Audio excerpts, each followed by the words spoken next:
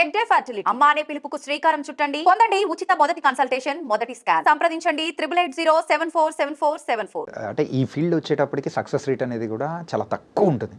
In fact చెప్పాలంటే 100లో not 1% success అయ్యే పర్సెంటేజ్ ఉంటుంది. కానీ ఇలా ఉంటుందని తెలిసినా కానీ సో ఈ jumped in to this.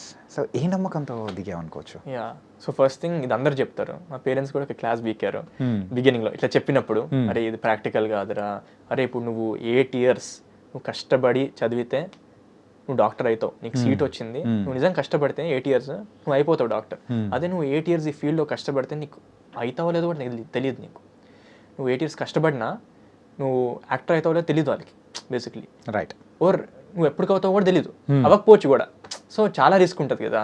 So ఈ క్వశ్చన్ ఇచ్చారు నాకు అనిపించింది ఇది యాక్టింగ్లోనే కాదు కదా, ప్రతి ఇండస్ట్రీలో కదా ఇది జరిగేది. ఫర్ ఎగ్జాంపుల్ నువ్వు ఒక బిజినెస్ స్టార్ట్ చేయాలనుకుంటున్నావు, స్టార్ట్అప్, నేను టాప్ అవుతాను రా బై అని అనుకుంటావు. What are the chances you'll make it? Suppose నువ్వు ఒక కంపెనీలో జాయిన్ అవుతావు ఒక ఎంప్లాయీగా, నువ్వు CEO అవుతావు అని గ్యారంటీ ఏముంది? పర్సెంటేజ్ ఎంత? చాలా తక్కువ కదా. ఇప్పుడు ఎంప్లాయీస్లో 1% అయినా CEO అవుతారు ఎవరైనా? సో నో కదా. Like it's very low, even lower than that. So chances are low in every industry. Chances are low for everyone who dreams big. Best way to put it. పెద్ద కళలు ఉన్న వాళ్ళకి అందరికీ chances are low only. But we should always self belief, మన టాలెంట్ని నమ్మాలి, మన confidence ఉండాలి. We should be hard working, diligent. ఎన్నేళ్ళు బట్టినా పర్లేదు, definitely this is what I want to do, తప్పకుండా సాధిస్తా అని మైండ్ సెట్ ఉంటేనే we should go in to this. So ఆ నమ్మకంతో నేను వచ్చాను. And definitely one day I will make every one proud, my family. Nice year. నీ confidence నిజంగా మెచ్చుకోవచ్చు. Thank you so much అండి. అంటే ఈ కాన్ఫిడెన్స్ అనేది కూడా యూఎస్లో పుట్టడం వల్ల వచ్చిందా, లేకపోతే ఎవరి దగ్గర నుంచి వచ్చిందో అర్థం కావట్లేదు. కాన్ఫిడెన్స్ యాక్చువల్లీ కాన్ఫిడెన్స్ విషయంకి వచ్చేసరికి ఐ ఫెల్ట్ దట్ నాకు యాక్చువల్లీ నా చైల్డ్హుడ్ అంతా కాన్ఫిడెన్స్ పెద్దగా లేదు నాకు. ఓకే. అంటే నా షై పర్సన్ కంప్లీట్గా షైయే కాస్త. అంటే క్లోజ్ అయ్యే వరకు షై, క్లోజ్ అయ్యాక ఫుల్ రెచ్చిపోతాను కానీ.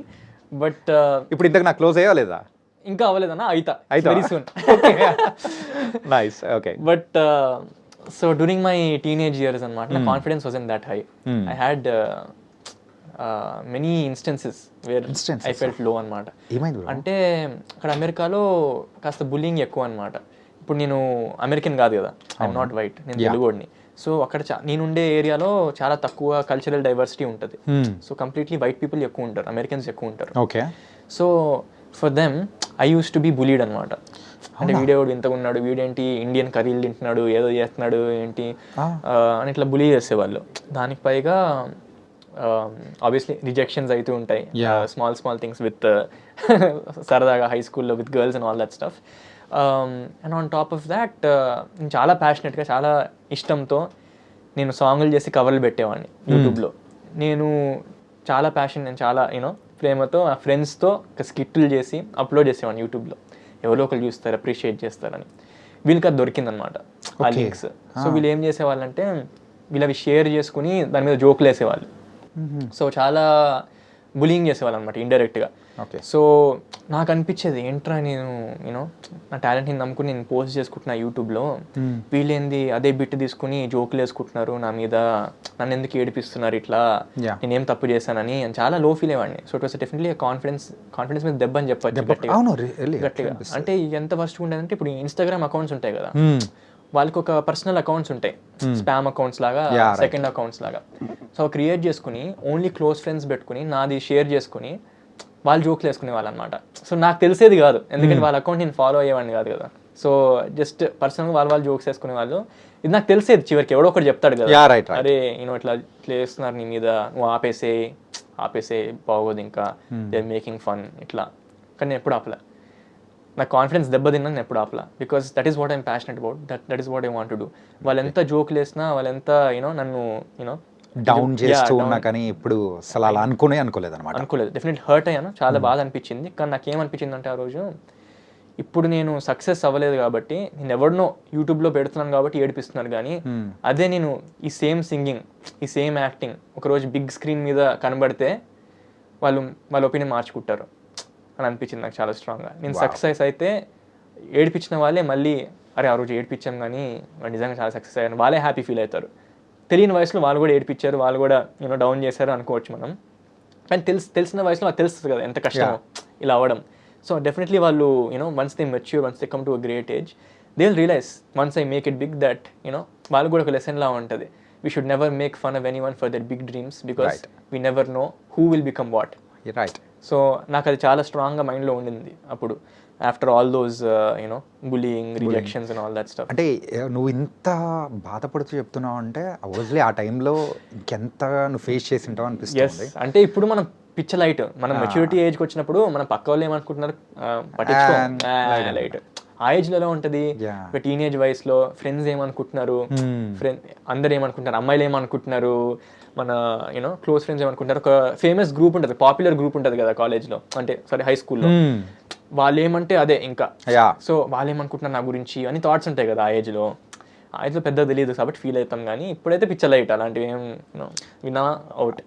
అంటే నువ్వు ఇంత మెచ్యూర్డ్గా ఆన్సర్ ఇవ్వడానికి, ఇంత కాన్ఫిడెన్స్ ఉండడానికి ద పాస్ట్లో జరిగిన ఆ ఇన్సిడెంట్స్ కానీ దాని నుంచి లెసన్స్ అనేది కూడా లెర్న్ చేసుకున్నావు. లైఫ్లో లైఫ్ అంటే ఎలా ఉండాలి అని చెప్పేసి. ఎందుకంటే ఈవెన్ డ్యూరింగ్ సరిగమప టైం కూడా సమ్ పీపుల్ వర్ సేయింగ్ అరే ఈడు అమెరికా వాడురా, ఎన్ఆర్ఐ వాడు, మనోడు కాదు, ఇట్లా అన్నారనమాట. కొన్ని నెగిటివ్ కామెంట్స్ వచ్చాయి, ఏంటి వీడికి ఎందుకు ఛాన్స్, వీడు ఎన్ఆర్ఐ గాడు వాట్ ఎవర్ అని. కానీ నువ్వు ఎంత నన్ను తిట్టినా ఓర్ నేను వద్దనుకున్నా, ఎప్పుడైనా నేను అవుట్ సైడరే. ఐ ఆల్వేస్, బికాస్ నేను అక్కడికి వెళ్ళినా అవుట్ సైడరే, ఇప్పుడు నేను ఇక్కడికి వచ్చినా మీ ముందు అవుట్ సైడరే. ఎలా అవుతుంది అంటే కొంతమందికి. సో అంటే ఫ్రమ్ సెయింగ్ నెగిటివిటీ గురించి చెప్తున్నా. When some people were saying అరే వీడు ఏమన్నారా అని అనే వాళ్ళకి నాకు పెయిన్ ఉండదు, ఎందుకంటే నేను అక్కడ ఫేస్ చేశాను ఆల్రెడీ. ఇది అవుట్ సైడర్ ఫీలింగ్ నాకు ఆల్రెడీ యూఎస్లో ఉన్నప్పుడే నాకు వచ్చింది, నేను ఇండియన్ కాబట్టి. ఇక్కడికి వచ్చినా కూడా మీరు నన్ను అవుట్ సైడర్ అంటే ఏమంటారు, I don't feel any pain because నాకు అలవాటు అయిపోయింది. బట్ క్లారిఫికేషన్ కోసం ఐఎమ్ నాట్, నేను పక్కా తెలుగునే అండ్ మన Indian. So don't think like that man, నువ్వు మావాడియా. అదే కదా. Very nice and really super యార్. Thank you so much. And before closing our interview సరదాగా పాట పాడతావా, డైలాగ్ చెప్తావా?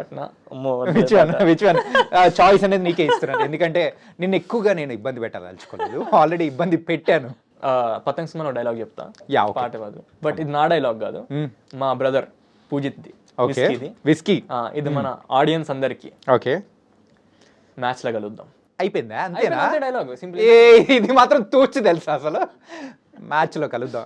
ఇది నేను ఎట్లా చెప్పాలంటే ఏంటి ఇంకా ఇప్పుడు నేను లాస్ట్ లో నేనేం చెప్పాలి, నెక్స్ట్ ఇంటర్వ్యూలో కలుద్దాం అంటే ఇది కూడా కట్ చేసుకోండి, సూపర్ ఉంటుంది.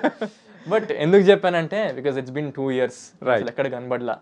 But lot of people are waiting hopefully so Patang cinema వచ్చినప్పుడు definitely you love the film, చాలా బాగుంటుంది. అండ్ మ్యాచ్ అయితే చాలా ఎక్సైటింగ్ ఉంటుంది. సో మ్యాచ్లో కలుద్దాం.